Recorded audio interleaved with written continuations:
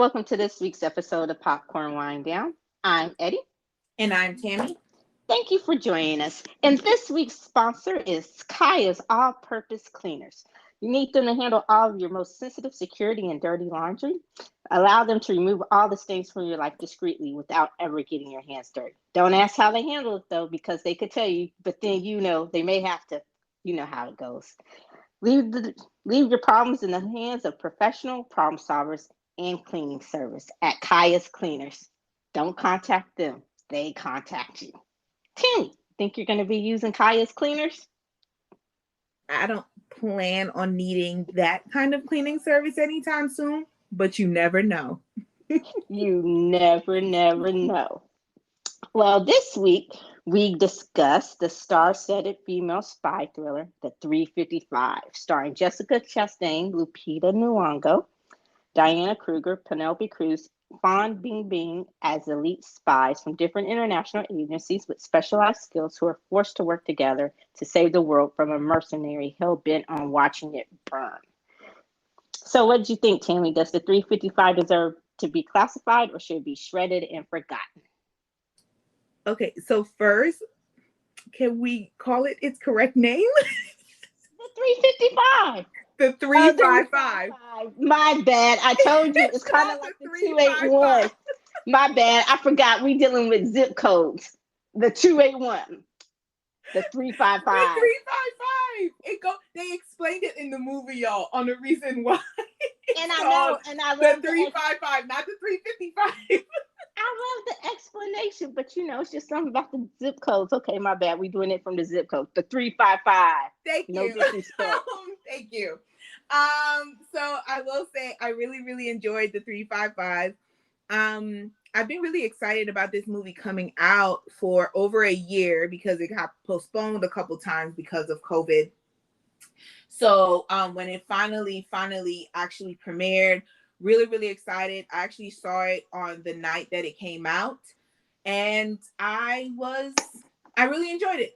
They did a phenomenal job on the casting. The chemistry of the cast was really good. The action, they did a great balance between the action and the espionage and talking it out and everything like that. So, it was a very enjoyable movie, and good experience that I had because there was barely anybody in the theater when I went to see it. Yeah, that was one of the things. I think it kind of got a raw deal. I enjoyed it too. And I think it got a raw deal because of COVID. It probably should have been one that I think it would have fared better. Last year when it was supposed to come out, yes. Yeah, and if they would have just gone ahead and released it on a streamer. I think it would have fared better. But to show it 2 weeks after Spider-Man or to release it 2 weeks after Spider-Man's still kicking ass and taking numbers and selling out theaters.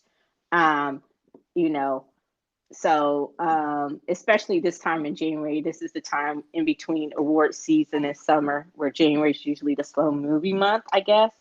So, but yeah, and it was also played by the Not So Glowing Reviews, which I think did a disservice. And this kind of says something about critics and where the fans are, because on Rotten Tomatoes, on Rotten Tomatoes, it got a 26% tomato score from the critics, but it got an 83% audience score. So obviously, oh shit! And that's a big discord. And so I waited till the end. I waited till we were working on an episode to actually go check it out. And I was reading some of the reviews, the critic reviews, because I usually tend to ignore those, versus what the audience were saying. And the audience was saying pretty much what we said. It was great to see something female-centered, especially a spy movie where women are kicking ass and taking numbers, and we're not just the accessories who happen to be good at our jobs. They were the elite. They were the best of the best in their fields and in their agencies. It's not like someone's playing sidekick to Tom Cruise or Matt Damon who just happens to know how to handle a gun and you're surprised by how smart she is, or So I was really really pleased with that. The chemistry, the casting was great. The chemistry was great. So I just hate that it got such a raw deal. But I did love, like you said, that when we went to the theater, I had a whole row to myself because I was checking out how to bootleg it. Mm-hmm. Um, just to make sure. But yeah. So what else was something that you liked about the movie? What did you think about the plot? That was one of the weak links that a lot of the critics. I mean, okay, so here's my thing. Because I love how people are always I feel that we're still in a society where female-led action flicks are criticized harsher than male-led action flicks. Preach. Huh? Preach. Yes. And so the plot of, having the device, spoiler alert, well, y'all should know this by now. So having so having that device that could get into any system whatsoever in the world. But I look at it as in there are so many male dominated action flicks that have the stupidest plot lines as well. All right. And people run in droves to go see these movies. And nobody questions the fact that the plot doesn't make sense. And not to say that in the 355 the plot didn't make sense, because I fully understood it. It's a future that we are, as a society, as a world, is not acknowledging yet. That this is a possibility in the future because of how much we are focused and dependent on technology for our everyday lives. And so I'm like, when they say like the plot was weak, where? Like, where was the weak link in the plot? Like, I don't know. I mean, you read it. So, like, did they give specifics on exactly where the weak links were in the plot? And no, not really. It just is like far fetched. So it's What was Mission it? Impossible, but he keeps bringing them out. Thank you. Far fetched. Unrealistic, slow dragging. And I'm like, and like you just said, so the mercenary, the bad guy, he steals from a Colombian cartel king and his son is like a tech geek, one of the best hackers, and he creates this device that you can hook it up to anything and it will shut down anything with the system. By the time you realize, if you even realize this in your system, it's too late. Like anything with code, this thing goes in, rewrites the code, gives you total control, and you can basically take over banks, bring down airplanes, whatever. And I'm like, and I'm with you. It's like, dude, this is fucking realistic. Like you said, as much as we're relying on technology, and I think, living here in Texas, that ice storm last year when everything was shut down, it kind of made you think about just how reliant we are on technology, because those of us who were in dead zones, we had nothing, no way to communicate with our friends, no way to get information in or out. It was just horrible. And so it was like, dude, that could, and that's what I was thinking when it started. Oh, so that's how the apocalypse begins. Yeah. And so to me, I thought, well, it is very realistic, in the sense that it could possibly happen. So I thought a lot of the criticism of the movie was way, way too harsh. And I'm like, what were you expecting? Because on one hand, it's like the cast was great, the chemistry was great.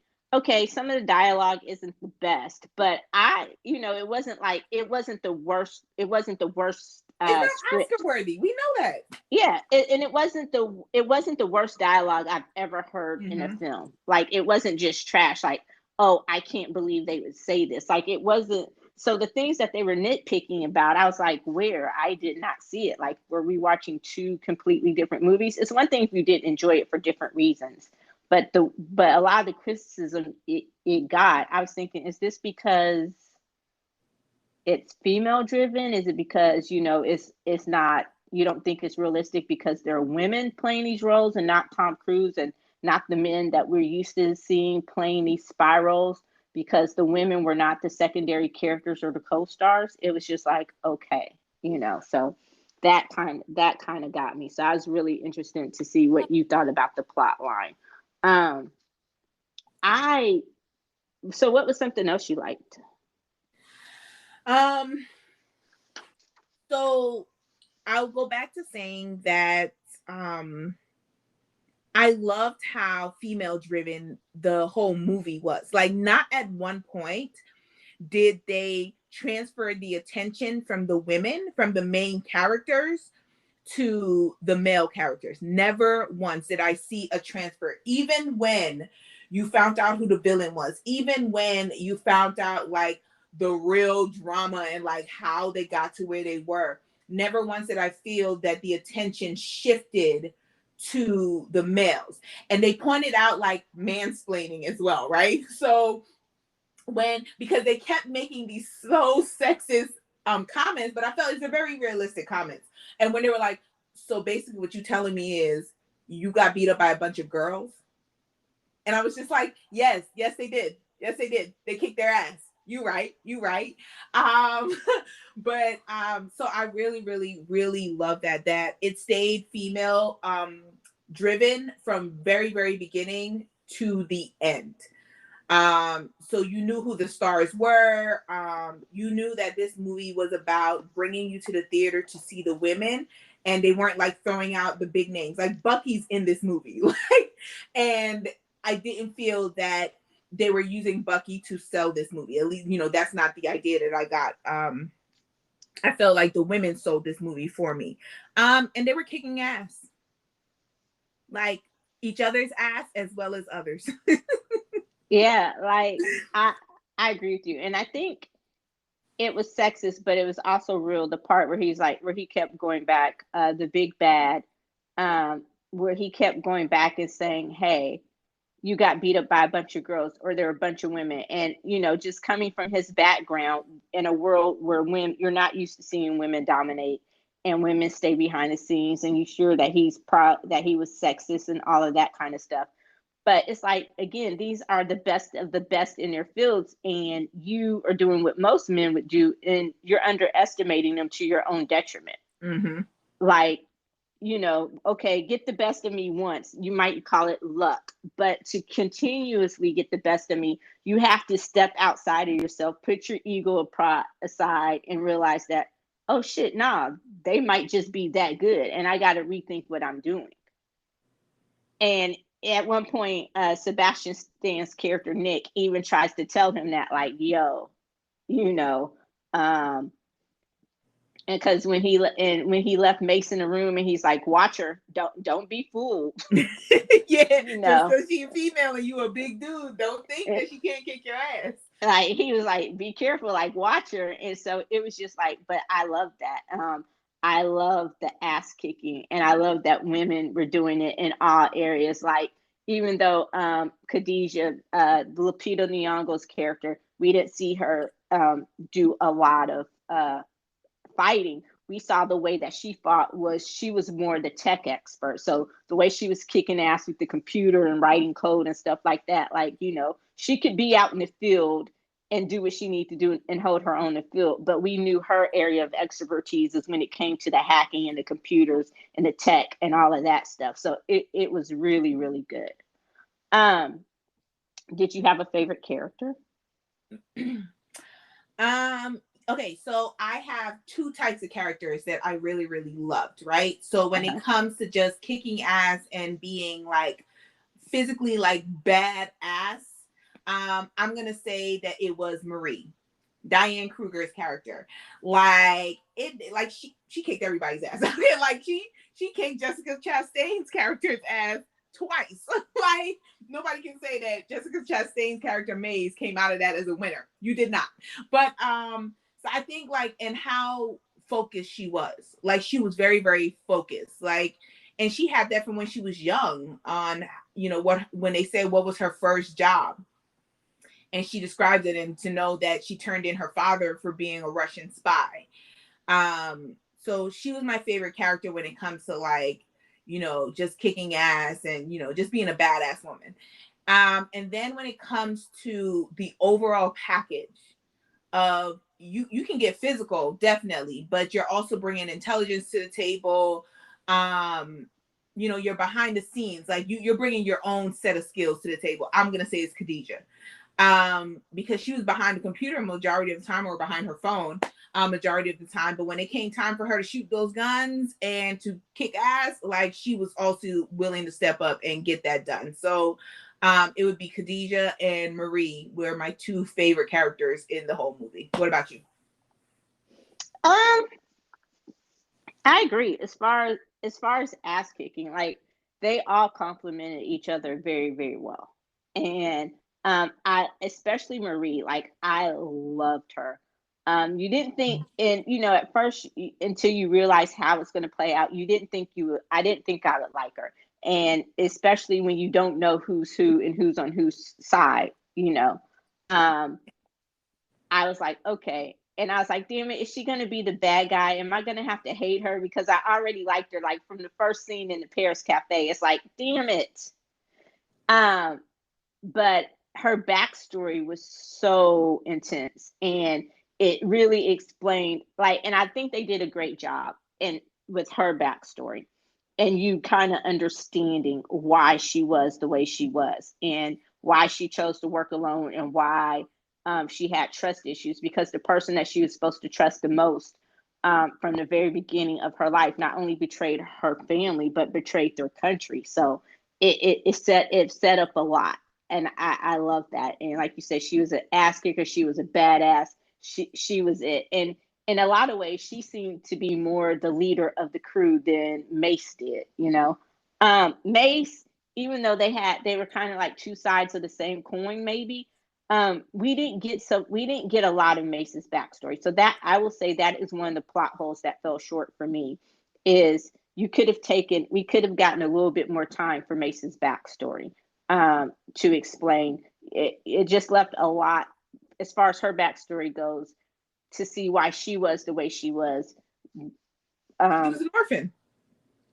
Yeah, but it didn't say anything. Being an orphan, it didn't say anything else. Like you were an orphan. Did you run into a bad family? How did you get into this? How did it? So I think there were a lot of questions. You had a lot more questions than you did answers with Mace. I got the orphan part, but it still didn't explain everything. So I would have preferred that they take a little bit more time to explain her backstory a little bit. But I got it. And I did love Khadijah. Like I said, she was a badass. She knew she could handle her own. But I also liked Penelope Cruz's character. I think she may have played her a little bit too straight-laced at times when she was supposed to be more comic relief. But I loved her character. Like she was the one that wasn't a true quote unquote agent, but she was very good at her job. She was the psychologist and a mom. And when it came time for her to step up and do what she had to do, she fired that shot. But I loved at the end when they were talking about buying, she was like, hasta nunca. And I'm like, does anyone realize she just said, see you never? She was like, until never. Like, you bitches, like, stay the hell away from me. I'm going back to my family. Don't call me, lose my number. I never, ever want to see you again. So I thought that was funny. But so those are probably my three favorites. I liked her character. I take it you didn't like Penelope Cruz's character. She was just there. She was just there. She was just there. She was like Bing Bing and Jessica Chastain. I mean, I understand their roles in the group, but when it came to favorites, none of them were my favorites. It would be Khadijah and Marie. Yeah, and I like Bing Bing. I love that she also wasn't the big bad. Like we understood, it came to a point where we understood why she took out her boss, or why she took out the head of the CIA field office. It was like, oh, okay, because at first it was like, oh, she's the bad guy, and then so I really like that. At times it kept you guessing, like it wasn't as predictable. At one point, I thought Nick was still alive. So, were you surprised by that or not? By Nick's resurgence? I was, but then I go into movies. I usually don't go into movies unless it's like really, really obvious. I don't go into movies like trying to predict, like, oh, shoot, he ain't really dead.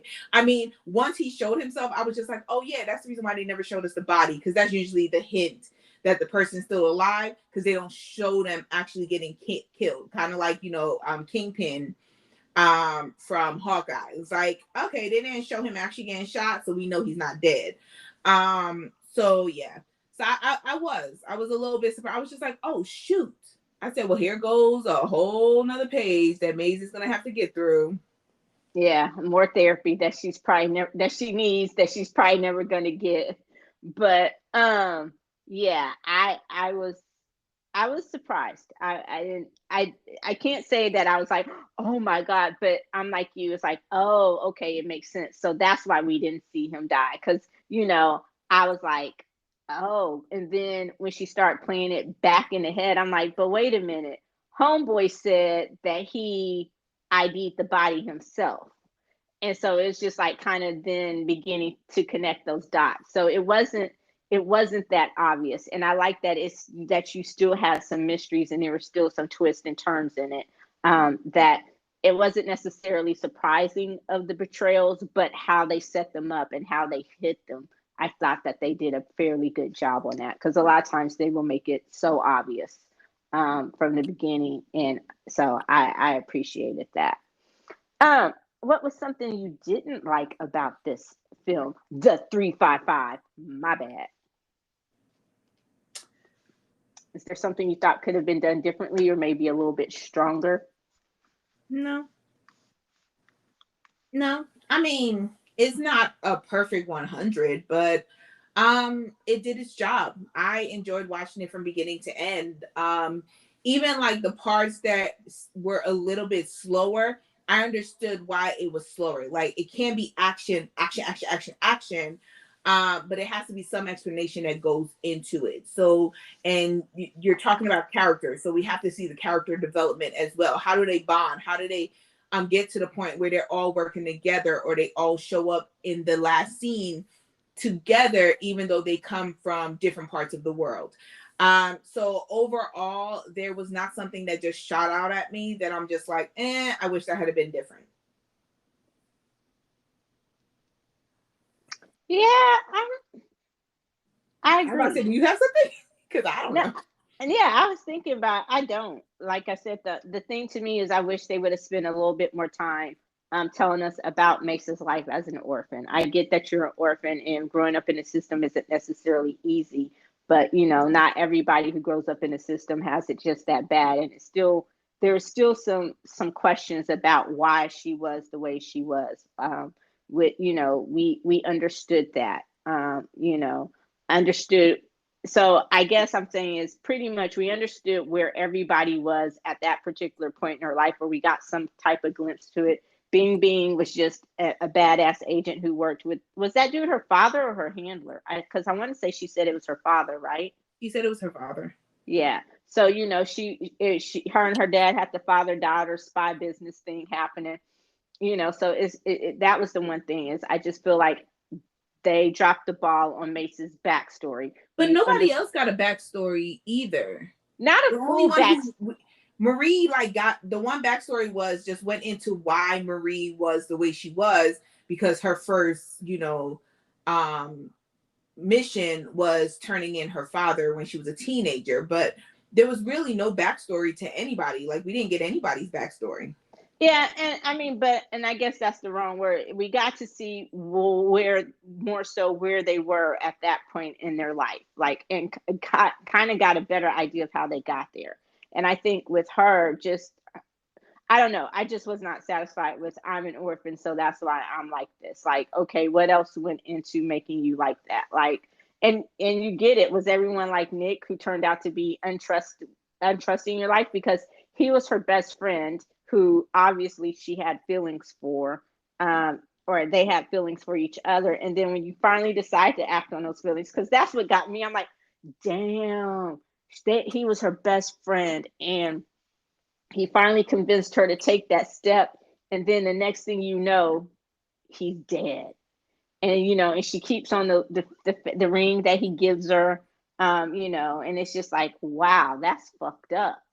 And then when he comes back, it's like, oh shit, the betrayal. So I thought that intrigue was pretty good. I actually liked that. I thought that was one of the cool things about it. What did you think about Sebastian Stan? You said, as you said, they didn't advertise him a lot. Like when I saw him, I'm like, whoa, because he wasn't advertised a lot. Like they had some great co-stars, male co-stars. Edgar Wright was in it, and Sebastian Stan. And I was like, I don't remember seeing him or really hearing about him being in it. So at first I thought it was going to be more one of those roles because of that, where when he died initially, that was it. I was like, oh, okay, that was a good role, but you didn't realize that he was going to have more of a bigger role than he did in it, which was fine. So, what did you think about that casting or those co-stars? I mean, Bucky finally got some loving. What do you mean? Well, you know he gonna get plenty of loving in the Tom and Pammy Lee series because they dealing with the sex tape, but you know who? That's a different show. The Tommy Lee and Pamela Lee series. No. We talking about Bucky.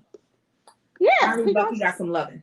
He's gonna star as Tommy Lee. He gonna get plenty of loving. The whole world. Yeah, but he's also gonna star as a sexual assaulter. So I just don't feel that that's the best thing to throw out there right now, Eddie. Tommy Lee's a sexual assaulter?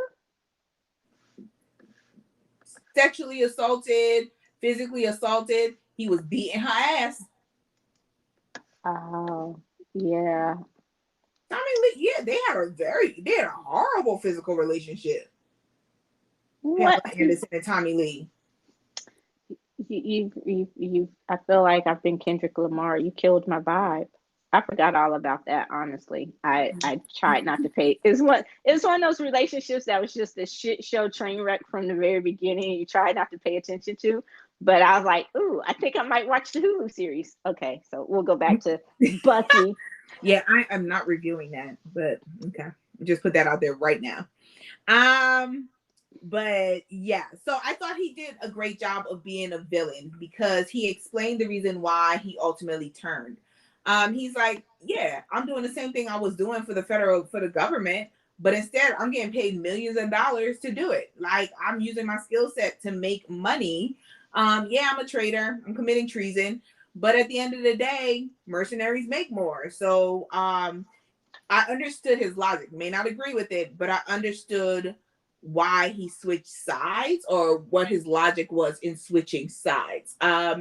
I like that he went from being like real chill, because I felt like I always felt the little coldness to him, right? Because it wasn't that he was the lighthearted version to Maze's character. Like, that's not how it went. Like, they meshed well because they had the same kind of humor and everything towards each other. So when he came out to be like a cold-blooded killer, I was like, oh, okay, yeah, that makes sense. That makes sense. Because like one of the most powerful scenes in the whole entire movie is when he's trying to get them to give him the drive, right? And mostly when you see movies like this, they threaten, but nobody actually gets killed. So when he says, "Where's the drive?"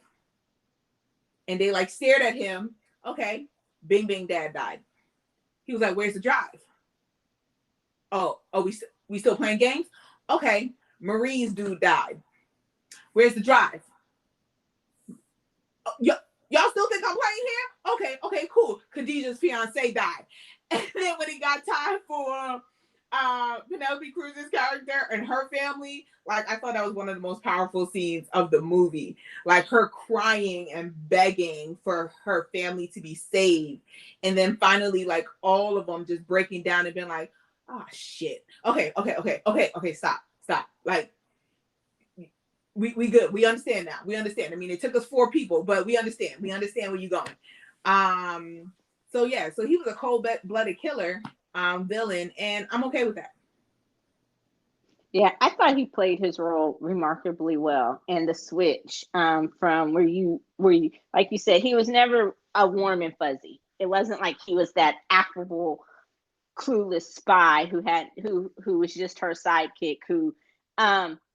It wasn't quite the change that we see in Vincenzo, from where Tacky goes from being just that affable, lovable, clueless American pop culture loving assistant to actually turning out to be this cold-blooded psychopath. Yeah.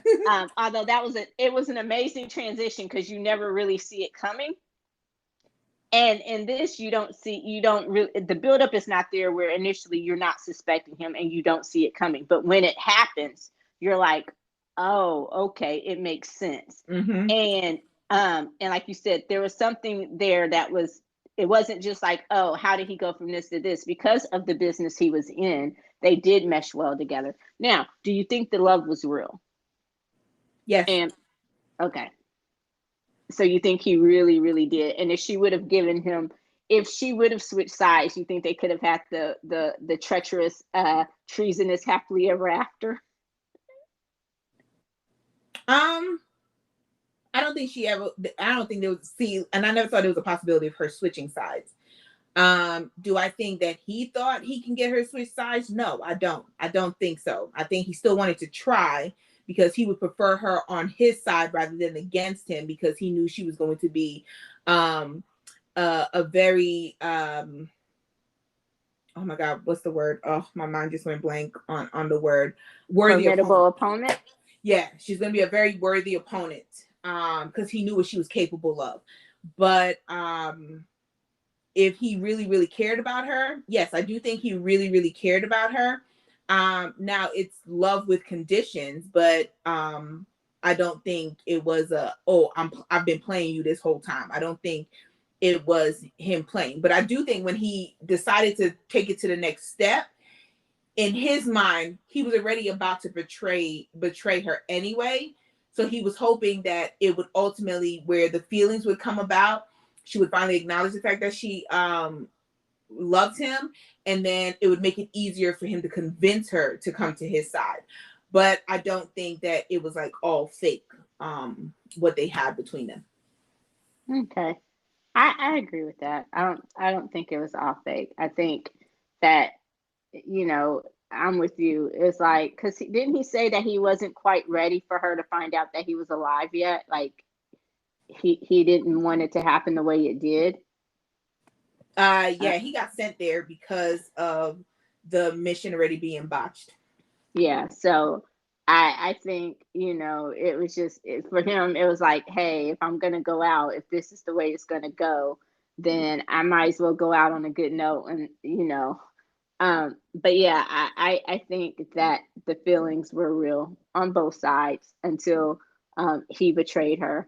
And that kind of sucked. But another thing I want to know is, how the hell did he find him? How the hell did he find them to begin with? Like, that to me was like, did he put a tracker on someone? Like, how did he know where they were? What do you mean? When they were when Bing Bing took him to the safe house, and then he and his team bust in. Like, how the hell? I know how he knew where the people were, where their families were, but I never understood how he knew where to find them. Oh, I didn't even think of that. Yeah, so I was just like, okay, Probably that was surveillance. Yeah. They didn't hide the fact that they went to the safe house. So, but safe houses shouldn't be easily surveilled, but we'll see. So, would you like to see a sequel? Yeah. Knowing that, okay. They need to do a sequel. I think it's a disservice. I don't necessarily think I don't think it was bad on when it came out. Because Spider-Man was going to kill everybody no matter who it was. January is a quiet month. That's the reason why it came out in January, in order to pick up for that. But I do think it deserves a sequel because it was a starting point, and it was really good. Like, it was a great cast. Now, are they going to give it a sequel? I doubt it, but I think they deserve it. Yeah, lesser shows have gotten sequels. Or lesser movies have gotten sequels. What's the lesser movie that's gotten a sequel in the theater? Huh? Gosh, why are you putting me on the spot? No, I'm just saying, because they didn't make the money. That's the reason why. So we have movies that are horrible that make money, and that's the reason why they continue to get sequels. Fast and the Furious. So hey, and they can don't deny that those movies are crap. Don't deny that. They are what you would call the epitome of a popcorn action horrible flick. movie. horrible Are movies. they the best movies ever? They're No. trash, Eddie. I still go see them every time they come out, but I still have to acknowledge the fact that they have gotten worse and worse every time. Hey, the last one they went to space. That's all I'm gonna say. Trash. But yes, I don't think that they're going to. I don't see a sequel happening, but I wish they would give them a sequel. Yeah. Even though it came out in January, I still think because when it was originally supposed to come out, it got more hype. You remember seeing the posters and the trailers for it. So and like I said, I don't know who made who did that, who had the idea to still try to put it out in the theaters, but I think it probably would have done better if it were a streamer, if it were on a streamer, if it would have gone to Netflix or somewhere like that. Who made it? Jessica Chastain was the executive producer. No, I'm not talking about that. I mean, what studio? Universal, I think, was the one that ended up buying it. Okay. So, but I I would like to see a sequel, or I would like to see a spin-off series. I think that anyone, the characters, it doesn't necessarily have to be played by those women because I know, they're big time movie stars. So, but I would love to see like maybe a limited series on Netflix or something like that with them, that could fit in their schedules, because I think it would do it the service that it deserves. And I love the story that they actually told, the story of the 355, which I looked it up, and is the area code for somewhere in Virginia and the country code for Albania. Now that I'm like, George Washington, yeah. Yeah, but I love the story about the female spy that the Patriots sent in, and so it's like sometimes you never send a man to do a woman's job, But I love that story, but I really do think we need to see more. And I hate that there was so much pressure on this movie that it doesn't live up to. So I have a question. Do you think that this is going to slow down the performance of this movie, how it, I guess, quote unquote, underperformed, or how it performed? Do you think this is going to slow down or hinder making more movies like this? No. You don't? No. Okay. Atomic Blonde, or what is it? Atomic Blonde? The one with Charlie Theron. Atomic Blonde, which is the sequel for that, has been in the works forever. But yeah. Yeah, but it didn't make the money. But it got a sequel. It got a sequel that hasn't been really talked about. Like, it's just there. But because we don't know when the sequel is going to happen or if it'll ultimately happen. But it didn't do that well, and still they're making, badass movies, and they gave it a sequel even though it didn't make, a whole bunch of money. So I don't think this is going to slow down them making female-led espionage flicks where women kick ass, because there's an audience for it, so. Okay, so do you think it would have done better if we weren't still in the middle of this demic? Everybody would do better if we weren't in the middle of a pandemic. That's not the question. Okay.